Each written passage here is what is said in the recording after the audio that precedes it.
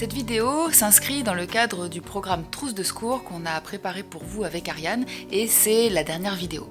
Ce qui fait que je ne vais pas répondre dans cette vidéo à toutes les questions que vous vous posez sur la dépression parce que nous y avons déjà répondu en partie sur la chaîne d'Ariane dans la première vidéo dans laquelle nous avions une discussion croisée entre psychothérapie et yoga à propos de la dépression.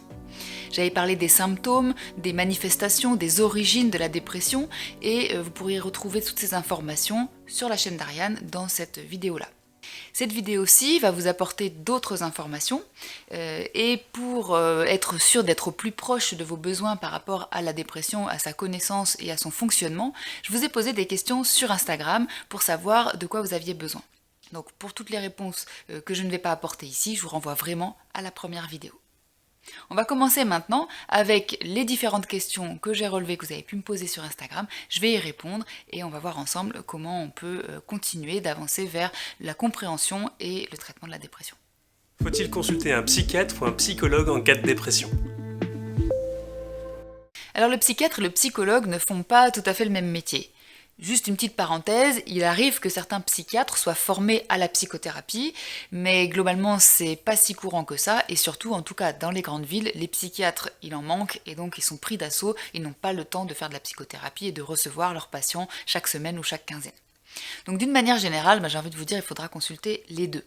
Alors si vous êtes dans une dépression et que vous avez déjà obtenu un diagnostic, vous pouvez aller en psychothérapie auprès d'un ou d'une psychologue qui est quelqu'un qui va vous recevoir toutes les semaines ou tous les 15 jours ou un peu moins en fonction de vos possibilités pour pouvoir traiter la dépression, ses conséquences mais aussi régulièrement ses origines parce que comme j'ai pu le dire dans la première vidéo avec Ariane, il peut y avoir aussi des origines qui soient traumatiques. Le psychologue ou la psychologue est la personne avec qui et auprès de laquelle vous allez faire une psychothérapie. Le psychiatre ou la psychiatre, c'est la personne qui peut vous faire un diagnostic déjà, en plus de votre médecin traitant qui parfois a pu le faire, mais en général quand il suspecte une dépression, notamment quand c'est une dépression importante, il va vous envoyer chez un psychiatre pour avoir un diagnostic précis, pour qu'on soit sûr de ne pas se tromper et qu'on soit sûr de vous donner la bonne molécule parce que oui, le psychiatre est aussi la personne qui peut prescrire des médicaments en cas de besoin. Je l'ai déjà dit, c'est vrai dans la première vidéo, mais c'est tellement important que je voudrais le rappeler. Parfois, dans le cadre de certaines pathologies psychologiques et psychiatriques, et notamment dans la dépression, notamment quand elle est là depuis longtemps, et quand elle est extrêmement intense et qu'elle a des symptômes qui sont très envahissants pour vous dans votre vie, les médicaments sont nécessaires. Je dis ça parce que parfois on a l'impression que quand on prend des médicaments, alors on serait faible ou on serait nul ou intraitable ou incurable. C'est pas la vérité. Des médicaments dans le cadre d'une dépression ou d'une pathologie psychique, c'est comme une béquille. C'est-à-dire si vous aviez mal parce que vous vous êtes fait une entorse, vous avez plusieurs possibilités. Soit vous pouvez prendre une béquille qui va vous permettre de quand même sortir et continuer à fonctionner tous les jours pendant qu'on soigne aussi l'entorse. Et vous pouvez choisir de ne pas prendre de béquille, mais dans ce cas-là, vous n'allez pas pouvoir vraiment marcher, vous allez devoir rester alité. On pourrait se dire qu'il n'y a pas vraiment de meilleures options, c'est vous qui savez ce qui est le mieux pour vous, mais néanmoins, nous en tant que psychologue et psychiatre, quand on a une personne qui souffre énormément, on ne voit pas vraiment l'intérêt de la laisser souffrir comme ça, avec cette idée bien entendu que le médicament est comme une béquille à nouveau, ce n'est pas quelque chose qu'on va garder toute la vie. Donc c'est vraiment quelque chose qui permet en parallèle de la psychothérapie de soulager finalement les souffrances qui sont parfois extrêmement intenses, qui nous empêchent de fonctionner tous les jours, et donc c'est pas d'être faible, c'est pas d'être incurable que d'avoir un médicament, c'est le fait d'être soutenu. En ce qui me concerne, j'en ai eu alors c'était pas une dépression, mais comme j'ai pu le dire à plusieurs reprises, j'ai souffert d'un trouble anxieux généralisé. J'ai eu des médicaments pendant un certain temps parce que sans ces médicaments, j'aurais même pas été capable d'aller en thérapie tellement j'étais mal, tellement mes crises d'angoisse étaient importantes. Donc dans cette pathologie, comme dans toutes les autres, et la dépression en fait partie, si vraiment vous ne pouvez plus fonctionner, c'est-à-dire que vous ne pouvez plus vous traiter, c'est important de prendre des médicaments. Toujours suivi par le médecin, donc soit le médecin traitant, soit le psychiatre. On n'arrête pas ces médicaments n'importe quand et seul, on est vraiment suivi et petit à petit, quand la thérapie commence à porter ses fruits, alors on peut commencer à diminuer et évidemment s'en passer. Donc le but vraiment pour les personnes qui ont peur des médicaments, c'est de vous rassurer en vous disant que des médicaments, déjà ça se prend pas tout seul, c'est prescrit, mais c'est pas du tout fait pour rester toute la vie. Mais du coup alors, est-ce qu'on peut s'en sortir sans médicaments ? Alors oui, bien sûr, c'est possible, mais ça va vraiment dépendre de la nature de votre dépression, parce qu'il y en a différents types. Là-dessus, je vous renvoie aussi à la première vidéo avec la discussion croisée qu'on a eue avec Ariane, où j'ai détaillé les différents types de dépression et parler aussi de l'intérêt ou pas d'avoir ces différents types, mais en tout cas, ça va dépendre voilà, de la manière dont votre dépression s'exprime et puis de votre souffrance à vous. En fait, d'une personne à l'autre, une même pathologie psychique ne va pas avoir les mêmes effets.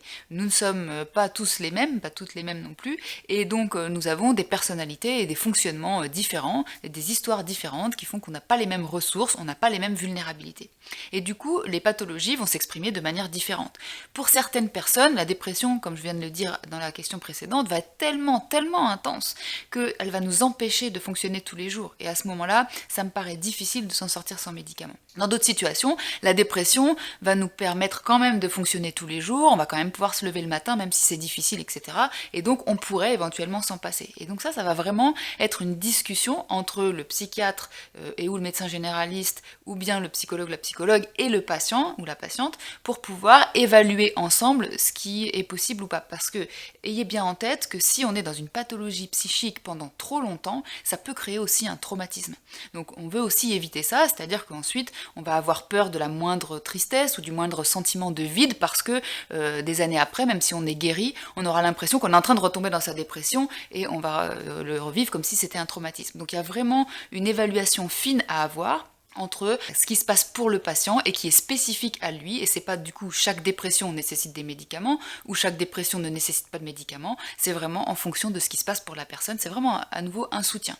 Il y a aussi des personnes au cabinet par exemple qui je propose peut-être de prendre une médication pendant un certain temps pour les aider parce que leur souffrance est tellement intense que ça rend difficile à la fois la thérapie mais aussi leur vie de tous les jours, vraiment trop insupportable, qui refusent de prendre des médicaments, et alors ça peut arriver que avec certains collègues on peut leur proposer aussi des plantes, notamment j'ai des collègues psychiatres et pharmaciens qui peuvent proposer des choses, ça c'est pareil, parfois il y a des personnes qui font de l'automédication avec ça, alors tant mieux si ça fonctionne, mais je vous invite vraiment, comme on parle de pathologies qui sont importantes et qui peuvent créer des souffrances très intenses, d'être quand même suivis par des personnes qui connaissent bien même les plantes et qui peuvent vous proposer un certain nombre de choses. Pour certains patients ça marche très bien, pour d'autres moins bien, et à nouveau on est vraiment dans l'individualisation du fonctionnement de la pathologie pour cette personne. C'est-à-dire que nous, en tant que psychiatres et psychologues, on est des spécialistes de la théorique, si je peux dire, de la connaissance des psychopathologies, mais vous êtes les seuls spécialistes de ce que vous ressentez. Donc quand on traite une dépression ou une autre pathologie psychique, on est vraiment dans une co-construction ensemble de ce qui fonctionne, parce que nous, sans connaître votre vécu, on peut rien faire. Nous, on vous apporte notre connaissance théorique sur tout un tas de choses, mais on l'adapte de manière très précise à ce qui se passe pour vous. Donc voilà, cette question des médicaments, est-ce qu'on peut faire avec ou sans, ça va vraiment être un échange entre votre praticien et vous, et on va échanger en fonction de vos besoins, de ce qui est acceptable pour vous, et ce qui vous aide ou ce qui ne vous aide pas. Comment sait-on quand arrêter les antidépresseurs ? Ça, c'est toujours en lien avec votre psychiatre et votre médecin et éventuellement aussi votre psychologue. Ça va vraiment être en fonction de comment vous vous sentez et quels sont les progrès que vous avez réalisés et qui font que les situations de la vie quotidienne vont beaucoup mieux. N'arrêtez pas seul parce qu'il y a besoin de s'habituer. Alors dans les antidépresseurs, les études nous montrent qu'il n'y a pas de sevrage nécessaire, mais par contre, il y a des effets secondaires au fait de diminuer trop rapidement. Donc ne le faites pas seul, vraiment, c'est très important. Au bout d'un moment, si vous commencez à vous sentir mieux, vous pouvez le dire à votre thérapeute, à votre praticien, et puis on va voir ensemble comment on diminue les doses, et puis finalement, petit à petit, on va arrêter. Et puis il y a aussi parfois votre praticien qui peut vous proposer, parce qu'il voit vos progrès, il a l'impression ou elle a l'impression que vous vous sentez mieux, et dans ce cas, il ou elle va vous proposer de diminuer en lien avec le psychiatre et le médecin.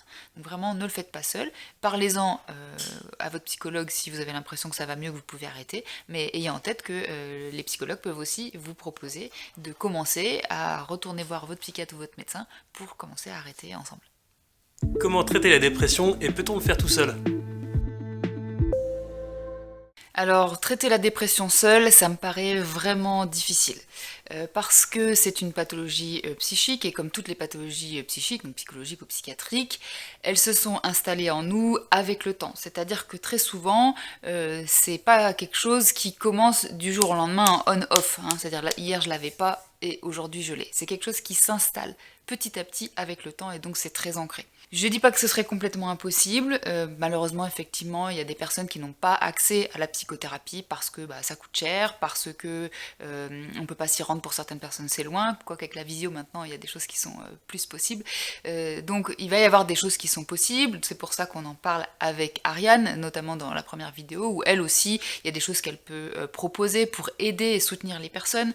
Il y a d'autres activités qu'on peut faire qui vont nous faire du bien et qui vont faire que la thérapie peut-être va pas être nécessaire, mais je peux pas vous dire autre chose en tant que psychologue que vraiment une dépression, ça se traite avec une thérapie. Et bien sûr, à côté, il peut y avoir tout un tas de choses qui vont vous aider, qui vont vous soutenir, qui vous font comprendre un certain nombre de choses, et ça c'est possible. Mais seul, pour moi, si vraiment vous avez un diagnostic réel, je parle pas d'un autodiagnostic où on pense qu'on est en dépression, mais si vraiment vous avez un diagnostic de dépression, sachez que comme toutes les pathologies psychiques, voilà, c'est là depuis longtemps, et ça nécessite souvent en plus l'interaction pour guérir, c'est-à-dire qu'on peut avoir compris beaucoup de choses, mais on a besoin de l'interaction, du feedback de l'autre, du soutien de l'autre, de la contenance de l'autre, de la sécurité que l'autre nous aide à créer et qui ça peut pas se faire seul.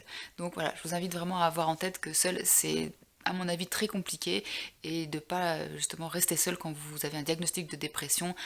Si la thérapie ça vous paraît trop compliqué parce que peut-être ça vous fait peur aussi, ça peut arriver, les psys parfois font peur et c'est aussi pour ça que je vous propose tout ce contenu pour essayer de dédramatiser les consultations chez le psy et vous montrer que on est aussi des gens gentils, qu'on n'est pas jugeants. Cette idée du psy qui parle pas du tout et qui juge, c'est un stéréotype qui peut venir de quelque part, hein, mais en tout cas, voilà, la plupart des psys parlent, interagissent avec vous et ne vous jugent pas du tout sur tout un tas de choses qui se passent pour vous. Donc vraiment, je vous invite si c'est possible pour vous, à passer la porte d'un cabinet de psy pour pouvoir vous soutenir là-dessus, et puis vous faire accompagner voilà, dans d'autres activités qui peuvent vous permettre de vous reconnecter avec votre corps. Le yoga, c'est génial pour ça, et ça aide à traiter, ça fait avancer le travail sur vous-même, et ça peut vraiment vous aider. Et comment faire pour se donner un coup de pied aux fesses? Alors effectivement, il y a quelqu'un qui a posé cette question et c'est vraiment important pour moi d'y répondre en vous disant que jamais je ne vais vous aider à vous mettre un coup de pied aux fesses. Notamment quand on souffre d'une pathologie psychique, il faut avoir en tête qu'on fait déjà tout ce qu'on peut pour pouvoir s'en sortir. On se dit pas, voilà, tiens, si je m'affalais dans mon canapé ou si j'arrivais pas à me lever le matin, vraiment, ce serait super. Évidemment, c'est pas du tout comme ça que ça se passe. On subit hein, finalement cette pathologie, donc on fait déjà ce qu'on peut. C'est aussi vraiment le but de ces programmes trousse de secours qu'on vous propose avec Ariane, c'est d'y aller en douceur pour faire des petits pas, comme je vous le disais dans la vidéo boîte à outils qui est parue ce mercredi. L'idée est de faire des petits pas. Se mettre des coups de pied aux fesses, c'est de la violence.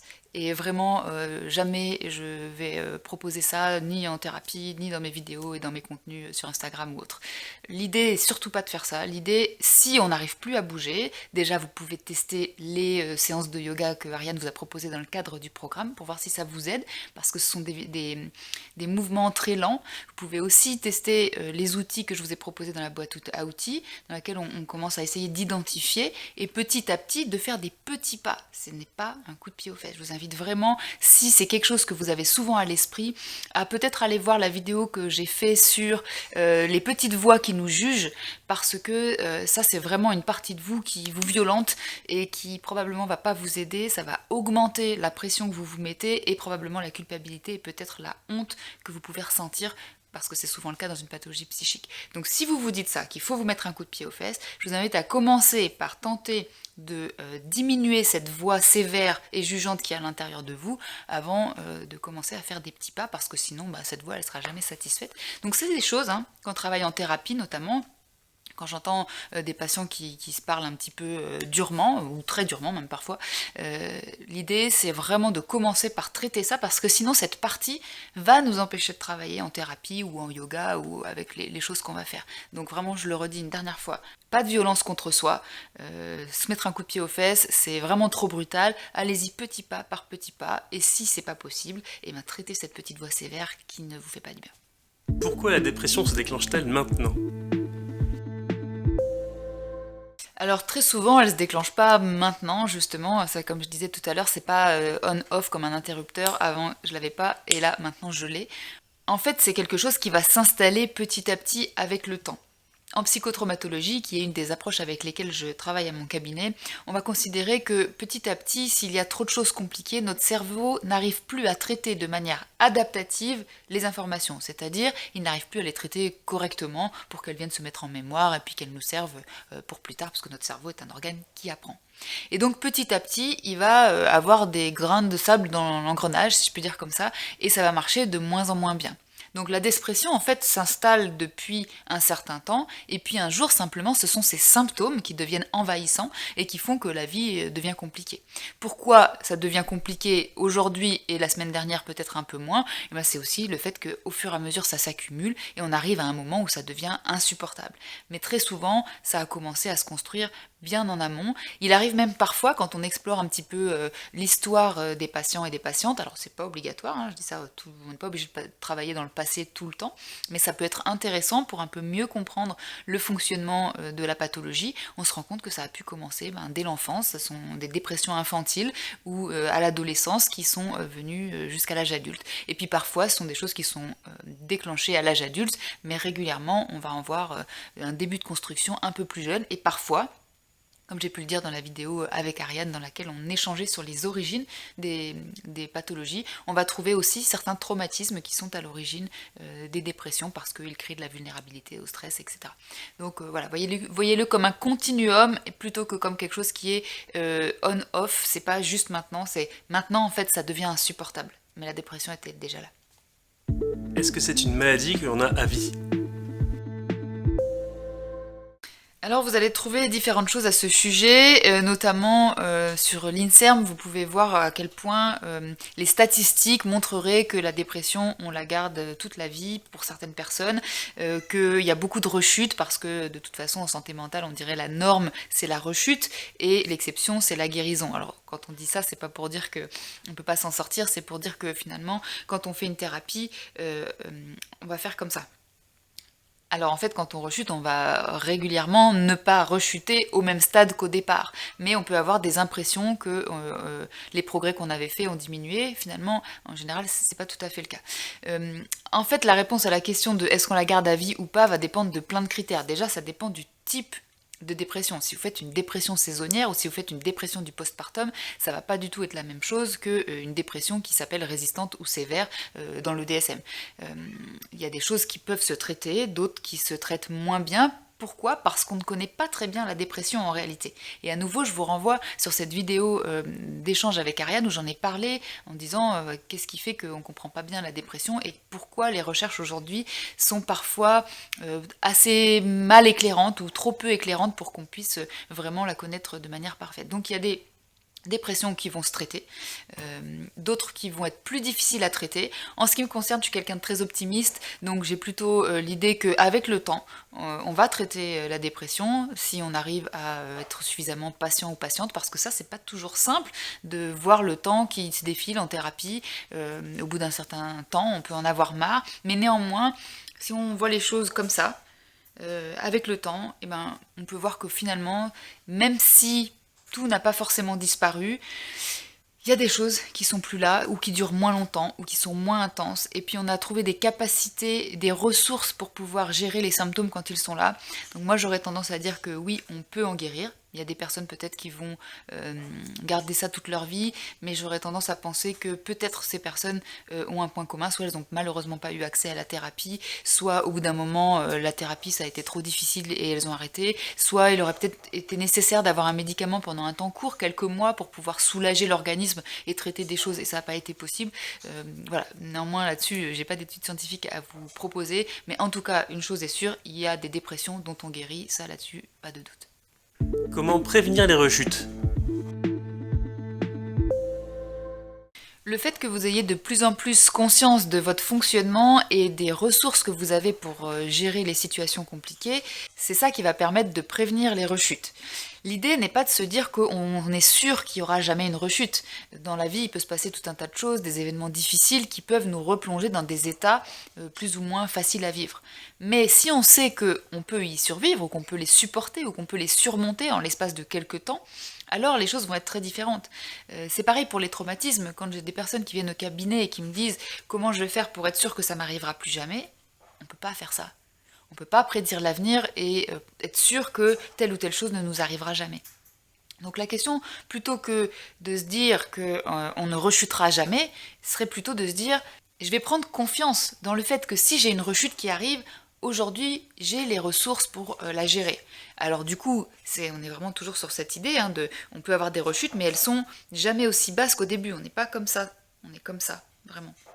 Donc du coup, la rechute va durer moins longtemps, va être moins intense et on va pouvoir la gérer. Et donc finalement, c'est le fait d'avoir confiance dans nos capacités à gérer ces moments-là qui va faire qu'on prévient, mais prévenir la rechute, dans ce cas, ça signifie pas faire en sorte qu'elle n'arrive plus du tout.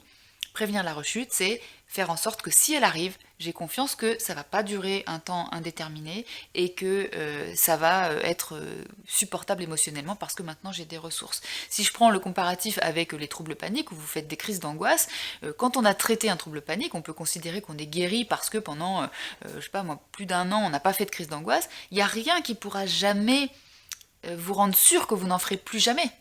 Mais par contre, avec le travail que vous avez fait sur vous, vous allez être capable de vous dire si jamais ça arrive, alors je sais qu'elle va durer moins longtemps que d'habitude, et puis surtout j'en ferai beaucoup moins et ce sera moins intense. Donc c'est vraiment cette idée d'être capable de gérer les choses qui arrivent et prendre confiance dans vos capacités pour faire ça, qui va être une prévention de la rechute, c'est-à-dire faire en sorte que ça soit ici et que ça reparte rapidement, plutôt que de redescendre comme ça pouvait être le cas éventuellement avant. Comment expliquer la dépression à nos proches ? Souvent, ce qui va être problématique quand on veut l'expliquer à nos proches, c'est notre propre culpabilité ou notre propre honte à être comme on est et à souffrir comme on souffre. Et du coup, on va présenter les choses un peu sous l'angle d'une justification pour convaincre l'autre. Il faut bien avoir en tête qu'on ne convaincra jamais quelqu'un qui ne veut pas être convaincu. Donc c'est une des choses à avoir en tête. Malheureusement, il y aura des personnes qui ne comprendront jamais ce que vous vivez, ou qui ne voudront pas le comprendre, ou qui ne pourront pas le comprendre. Je vous invite à ne pas vous épuiser à essayer de les convaincre, parce que ces personnes-là, de toute façon, vous allez mettre beaucoup d'énergie en vain. Si vous avez face à vous quelqu'un qui peut entendre ou qui peut comprendre, alors vraiment expliquez sans vous justifier.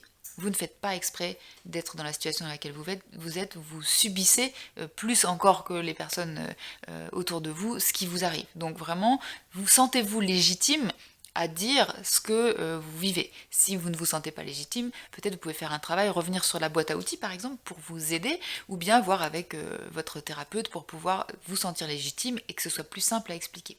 Et puis ensuite, une fois que cette étape est faite, vous pouvez l'expliquer tel que c'est-à-dire c'est une maladie psychique, psychiatrique. C'est une souffrance intense, c'est pas juste le fait de ne pas pouvoir se lever le matin, ne plus avoir d'émotions, ou au contraire avoir énormément d'émotions de honte ou de culpabilité, se trouver nul, etc. C'est quelque chose qui est tout un système entier qui va envahir toute votre vie, votre corps, vos pensées, vos émotions, et que c'est pas juste une petite déprime passagère ou une mauvaise humeur. Vous pouvez le décrire tel que c'est, vous pouvez montrer les symptômes dans le DSM ou montrer les vidéos, notamment l'échange qu'on a eu avec Ariane sur ce sujet, voilà, pour expliquer. Mais ayez bien en tête que souvent, le plus difficile, ce sont nos propres émotions qui font qu'on ne se sent pas légitime à être comme on culpabilise, on a honte et donc on se justifie. Et ça rend compliqué l'échange aux autres. Donc peut-être travailler là-dessus avec votre thérapeute pour pouvoir juste être dans l'explication. Et si la personne ne comprend pas et ne veut pas comprendre et vous accuse, de vous arrêter et dire ok, je comprends que, je vois que c'est difficile pour toi d'entendre ce que j'ai à dire, écoute c'est pas grave, moi je fais ce que je peux avec ce que je vis et c'est pas grave si tu comprends pas, voilà. Et d'accepter qu'effectivement, il y aura des gens qui ne vous comprendront pas. Que faire si un proche est en dépression et ne veut pas se l'avouer ? Alors comme beaucoup de problématiques, il y a vraiment une chose à retenir, c'est qu'on ne peut pas forcer quelqu'un qui ne veut pas à être pris en charge pour une pathologie. De même que je disais juste avant, on ne peut pas convaincre quelqu'un qui ne veut pas ou ne peut pas l'être, mais là ça va être la même chose. C'est-à-dire que vous, votre rôle à l'extérieur, si vous vous inquiétez pour un ou une proche, c'est de lui dire que vous vous inquiétez et de lui suggérer éventuellement d'aller consulter un ou une médecin, un ou une psychiatre, un ou une psychologue. Si cette personne ne veut pas, vous n'allez pas pouvoir faire grand chose. À nouveau, ne dépensez pas énormément d'énergie jusqu'à être en colère après cette personne qui ne voudrait pas ou qui ne pourrait pas, parce que c'est souvent le cas, se prendre en charge pour sa pathologie. Voilà, ne dépensez pas de l'énergie à ça. Gardez-en pour de temps en temps reparler de votre inquiétude et simplement proposer d'aller rencontrer un thérapeute ou une thérapeute pour cette personne. Et puis, soyez là pour elle ou pour lui, si c'est quelqu'un qui est important pour vous, en étant là, en posant des questions de temps en temps, etc. Mais ayez vous aussi en tête que vous ne pourrez pas convaincre quelqu'un qui n'a pas envie. Même nous, en tant que psychologue, quand on reçoit des personnes en cabinet qui sont venues sur la recommandation de quelqu'un, si ces personnes ne peuvent pas s'approprier ce qui se passe pour elles, même nous, avec toute notre expertise, on ne pourra rien faire. Donc c'est vraiment important de ne pas forcer quelqu'un qui ne veut pas ou qui ne peut pas, mais simplement voilà, de rappeler votre inquiétude régulièrement, petit à petit, sans agressivité, avec le plus de calme possible, même si c'est pas facile à faire, parce que quand on s'inquiète pour quelqu'un, ça peut être très intense, et donc on peut le dire parfois avec une sorte d'agressivité, pas forcément volontaire, mais due au fait qu'on s'inquiète et qu'on veut presser la personne d'aller se faire aider. Mais malheureusement ça n'aidera pas quelqu'un qui ne peut pas entendre. Donc petit à petit, si vous le dites gentiment, avec bienveillance, tu sais, je m'inquiète pour toi, tu m'as dit ça, il s'est passé ça, je me pose des questions, je voudrais vraiment que tu restes pas seul avec ça, et puis de le refaire chaque semaine, mais toujours aussi tranquillement et avec bienveillance. Voilà, cette vidéo est terminée et elle conclut le programme Trousse de secours qu'on vous a proposé avec Ariane. Il restera juste un live qu'on va vous proposer ensemble pour échanger si vous reste des questions. J'espère vraiment que tout ce programme a pu vous éclairer, a pu vous soutenir, a pu vous donner des informations, des pistes de travail sur différentes options, des pistes de compréhension de votre fonctionnement si vous souffrez d'une dépression. Et puis je vous invite, si vous ne les avez pas toutes vues, à revoir les vidéos du programme. Et si les sujets autour de la psychopathologie et de la psychothérapie vous intéressent, vous pouvez vous abonner à la Lettre Psy, qui est une newsletter gratuite dans laquelle Fabien et moi, on vous propose tous les 15 jours du contenu sur le fonctionnement psychologique et le fonctionnement de la psychothérapie, toujours dans ce but de dédramatiser les consultations chez le psy, parce qu'on est toutes et tous susceptibles d'en avoir besoin un jour, sans que ça signifie qu'on soit faible, simplement qu'on est des animaux sociaux qui avons aussi parfois besoin de soutien et d'aide, et que l'aide est parfois nécessaire par un professionnel parce que pour l'entourage, c'est trop compliqué, trop technique, trop intense, et que votre entourage n'a pas les compétences pour vous aider.